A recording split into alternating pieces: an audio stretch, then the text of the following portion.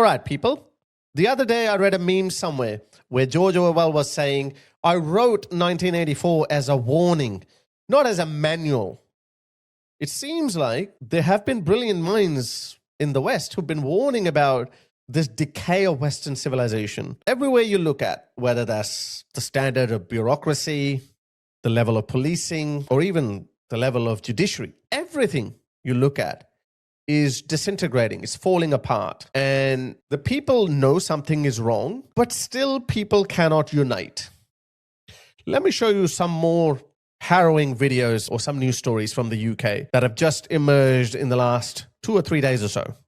Have a look at this. A 42-year-old Iraqi national has been charged following an incident in Stockport involving a boy under 16. So he tried to rape the boy. The charges include attempted murder of a child and sexual activity with a child. He's been remanded in custody, but don't worry, he will be out shortly. Surprisingly, even the Manchester police put it up on social media. Man charged in relation to serious sexual assault of boy in Stockport, published on the 28th of April. Have a look at this one. This one is posted by the British Transport Police. Having second thoughts, Eman Yunusi? Too late. They're having some sort of a sense of humor there. Yunusi repeatedly exposed himself to multiple women while prowling the network in London. Imagine you jump on the underground in London. You want to go to work, but instead you run into an illegal invader who's just flashing. Yeah, have a look. Look at this doctor that we've imported. I'm regretting my actions. Oh, actually, he's got a British accent. But I'm regretting my actions. Oh my goodness, he was born in England. Confirms my theory. Doesn't matter.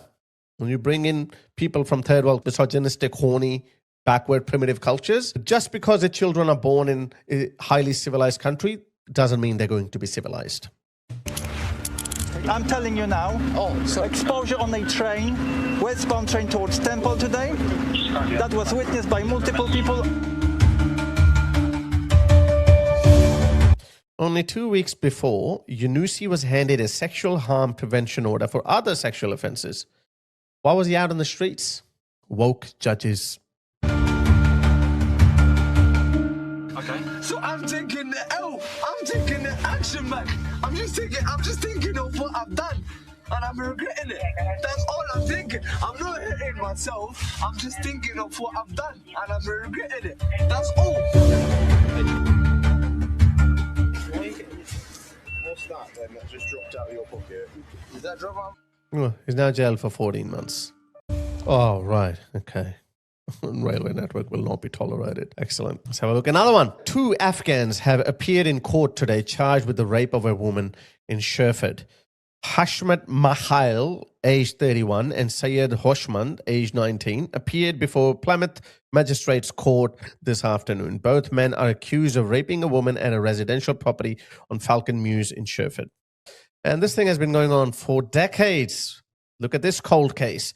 Rapist caught by DNA more than 20 years after raping a Bradford schoolgirl. Have a look at this one. You think when you order food through Deliveroo and Uber Eats, you're safe? There was a girl who ordered, I don't know which delivery service she used. Maybe it was Deliveroo or Uber Eats or whatever. I don't know. She ordered food and this guy came in and he raped her.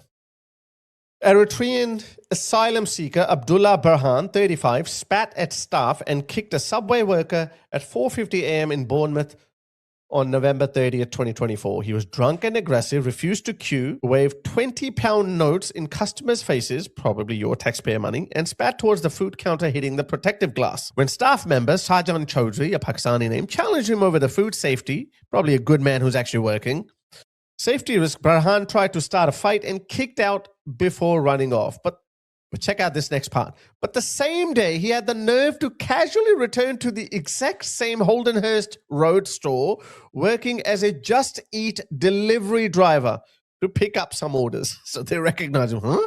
You? What are you doing here?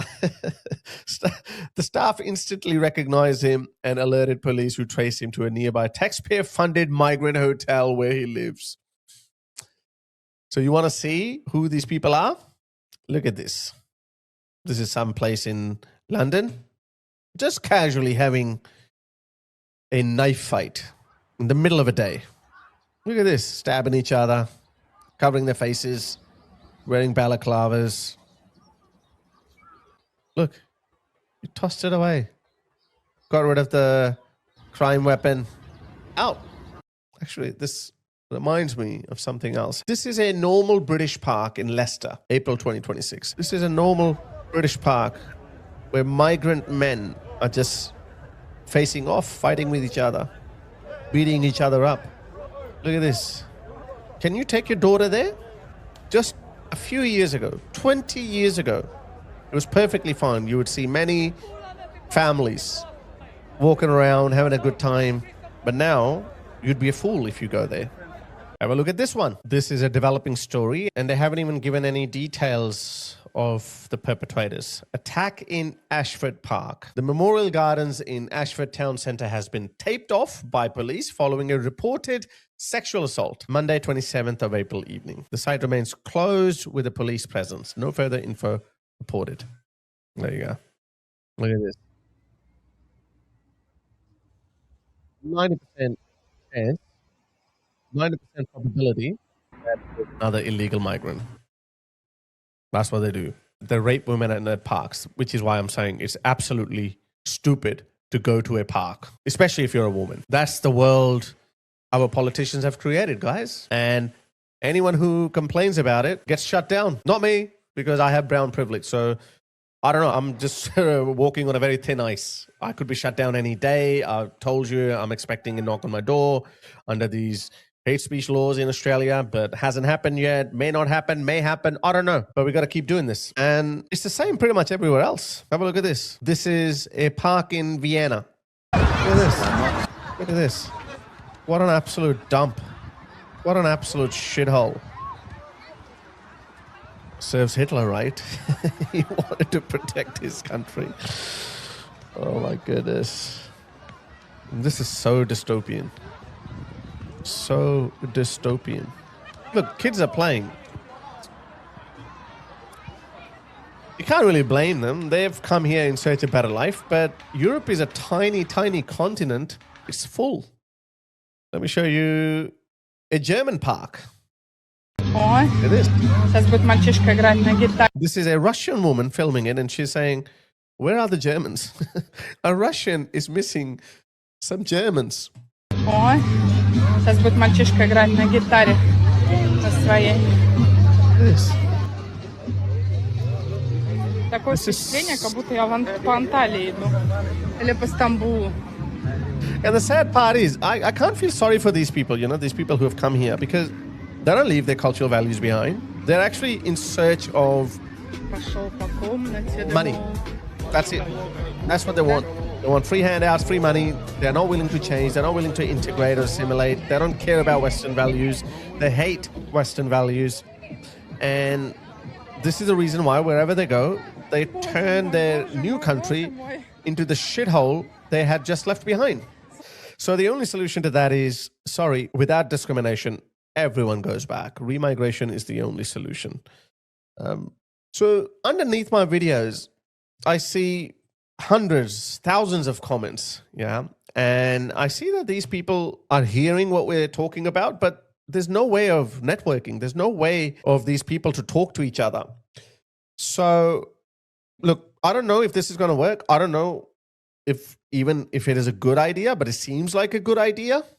I thought maybe we need to build a community where like-minded people can get in touch with each other, because I see a lot of people talk to each other underneath my videos on YouTube comments, but you lose each other. Obviously, you're not going to get in touch with each other beyond that interaction.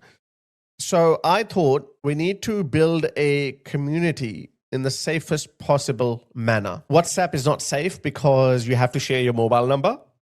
So I've created a Telegram group named Global Western Alliance. Okay, right now there's only one member. So I'm including the link in the description.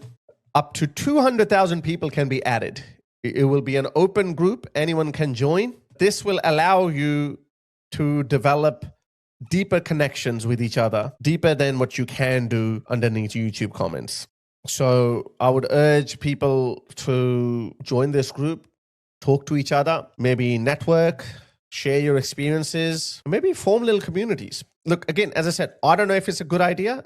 Please be careful. Do not share your personal information. There will be some bad actors. There will be people who would try to take advantage of this. So be careful, but we have to create communities. We have to be able to communicate with each other more effectively. It's a free service. We can build a community of up to 200,000 people because 60% of my audience comes from the US, Australia, the UK, and then there's 10 to 15% of Indians as well, who are obviously watching this in horror. Indians feel exonerated because they've been sounding this alarm for many years, but Western countries used to lecture them on human rights, tolerance, be nice to Muslims, Islamophobia, all that kind of nonsense. And they were like, guys, we've been getting along with so many communities for hundreds or if not thousands of years, but there's one problem community. And the West is finding out the hard way. So yeah, I don't know how this is going to pan out, but have Telegram. It's safer than WhatsApp. Build a community of like-minded people. It's kind of like a Facebook group. I just don't use Facebook, so that's why I don't know if other people have done that on Facebook or not. But this Global Western Alliance will include those people who are worried about the future of the West. All of our countries are falling apart. All of them. Not a single country that is not under attack. So yeah, maybe we can share ideas. Maybe we can talk to each other. And maybe because of more effective communication, we might be able to form a more effective community. And that may yield some positive benefits that we can't even envision at this point. Or it may have some negative consequences too. I don't know. I can't imagine it other than the fact that some bad actors might try to join and might try to take advantage of some vulnerable people. So again, do not share your personal information like your phone numbers or your address. But you can talk about, hey, I'm from Southampton or I'm from Melbourne. I've seen this, and you can share videos. You can share your thoughts, and maybe, we might be able to change people's voting habits. I don't know. Let's just give it a go.